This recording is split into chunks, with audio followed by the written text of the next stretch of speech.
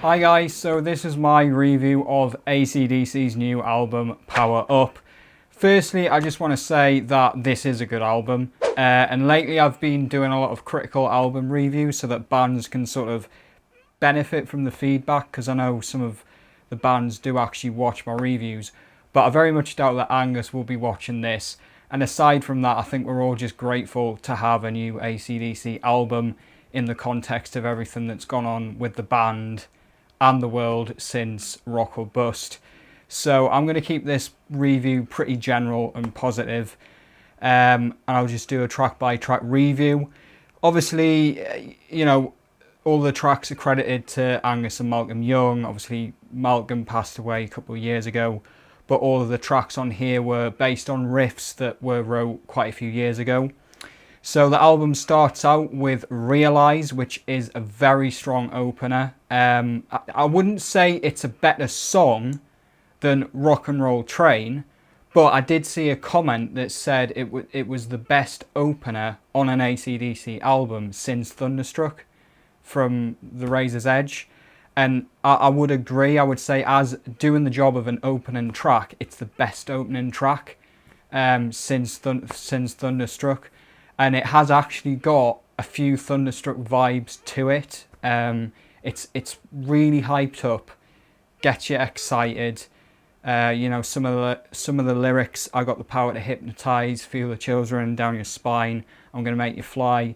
It's a really, really upbeat track, and it's a great opener.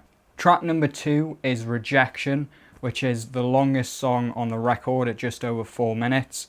The riff and lyrics, I think, have a bit of a Night Prowler vibe, but overall the song is a slightly faster pace than Night Prowler, but it's pretty good.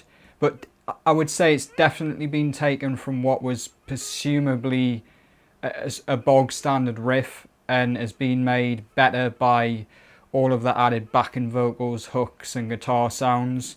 Like in the chorus, they've got like some backing vocals like ooh. It just makes it a bit more like catchy.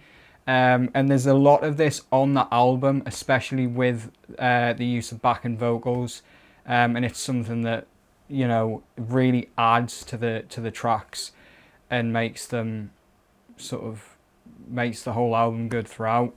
I think they obviously just had like fairly basic riffs and ideas to work off, so they really had to polish them and make them as catchy, and I sort of hate to say it, but commercial as well, because unless you're in denial and still living in the 70s, it is obvious at this point that AC/DC are commercial in terms of record labels, because they've got such a lot of popularity and such high album sales, and when it comes to the third track on the album, Shot in the Dark, this is more sort of evident as it's the lead single and probably the best suited song on this album for radio airplay.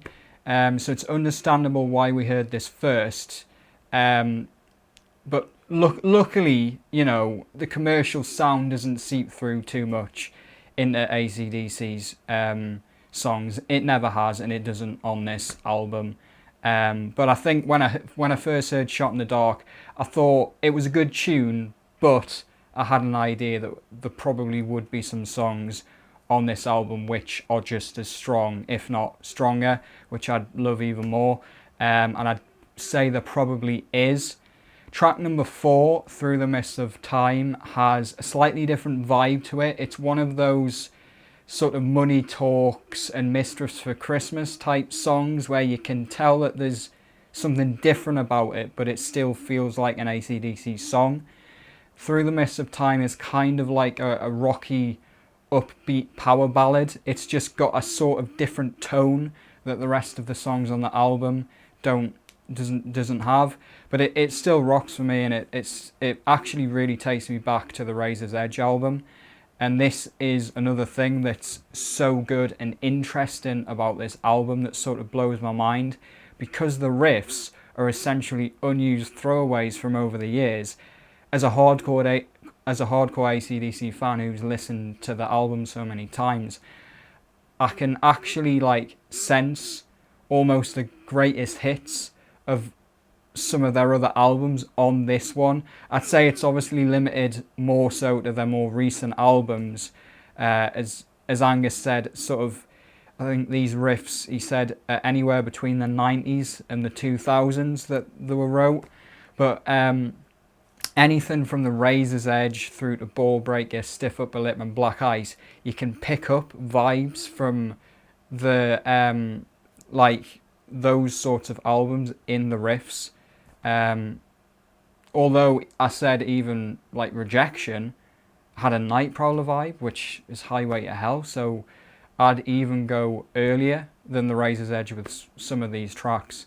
Track number 5, Kick You When You're Down, again has quite a Razor's Edge feel to it. That sort of late 80s, early 90s sound.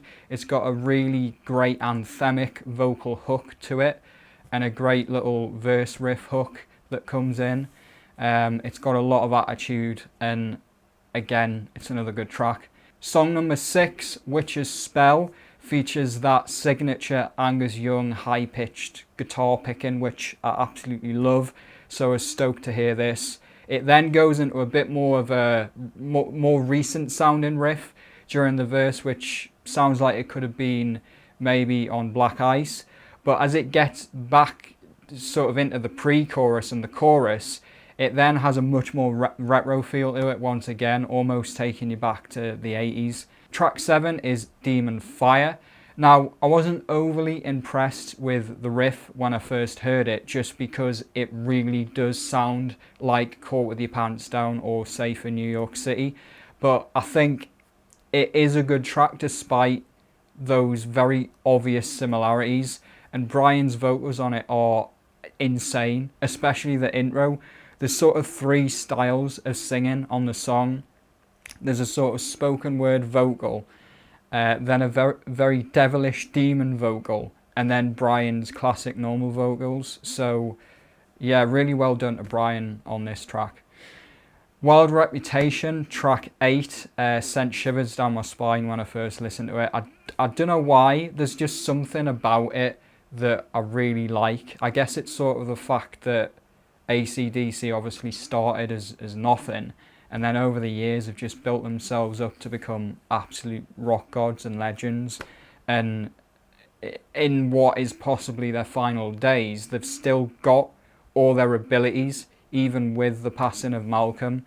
But yeah, this is one of my favourite tracks on the album, and I'd love to see a Western themed music video for it, which I'd love to film myself actually, because that's actually what I do for a living, video production. djmproductions.com, check us out. Track number 9, No Man's Land, is the sort of Fura, War Machine, Dogs of War type track on this album. Only once again, I think it actually sounds more retro than those, sort of taking you back to some of their 80s stuff like Badlands from Flick of the Switch and Stand Up from Fly on the Wall. Track 10, Systems Down, is another good track. It's not one of the strongest on the album, but it has a good chorus, and it's at this point that you'll realise that there isn't really any filler on this album. Track 11, Money Shot, sounds a little bit more recent and a bit more poppy. It's got a really catchy chorus, and I personally really like it, and I would say it's probably one of the stronger tracks on that album. Finally, we get to track number 12, Code Red, which is like a climatic Star Wars battle closer that's got a really sort of powerful, for those about to rock feel, mixed with some Honey Roll vibes from Ball Breaker in the verses. But the bit that really stands out on this one, again like many of the other tracks, is the chorus, which is an anthemic effort from all of the band, calling out lyrics like Weapons Ready, Code Red, Fire 1, Fire 2, Code Red. Now on this one, I was especially paying attention to the end of it, as it's the final track on the album and could very well end up being AC/DC's final song. But as the song closes, it doesn't have a sense that that's it, that's the last song. It just sort of ends with a sort of long single guitar chord, rather than like a whole crashing riff-raff of drums and guitars, like on a lot of classic AC/DC songs. So who knows if it's going to be the last song, but if it is, it's a strong track. And yeah, and that applies to the whole album really as well. You know, it's really enjoyable. Everyone sounds great. The production sounds great. I wish there was a longer track with a big solo and a lengthy bridge, but that's really what I say about every album, to be honest, nowadays. Songs are a bit too short nowadays. You know, I'd love to see a longer song. And I wouldn't say that there's any tracks on the album that are absolutely amazing. But, you know, I wasn't really expecting anything like that at the end of the day. You know, these are essentially all leftover rework songs. But they've done a great job bringing them to life and adding loads of energy, power, and catchy little extra hooks and backing vocals in there to really enhance the tracks. I think they originally recorded the album in sort of September 2018 when all the leaked photos came out of them on the balcony at the Vancouver studios. But I think after that they actually did go back a couple of times, I think, to LA and did little reworks on some things. So quite a lot of effort has been put in, and so much is trying to be crammed in to make the songs as good as it possibly can be. So because of that, overall, I would give the album probably an 8.5 out of 10. Maybe more, but I'm going to leave it as an 8.5 for now. It's obviously not the best AC/DC album, but I'd probably say that it's better than some of the more recent albums that you get vibes of on here, like Ballbreaker and Stiff Upper Lip. I'm not sure if it's better, because I really do like Black Ice, and Rock Robust was quite good, so I'm not sure if it's better than them. I know a lot of fans are sort of reckoning that it is better than them. So we'll sort of see as it grows. But my favourite tracks are Realise, Shot in the Dark, Wild Reputation, and Money Shot. Possibly Kick You When You're Down as well. And I like the chorus of Code Red. And there's quite a few other bits that I like as well. It's a great album. Let me know what you think of the album in the comments. And share this video if you enjoyed it. Thanks for watching.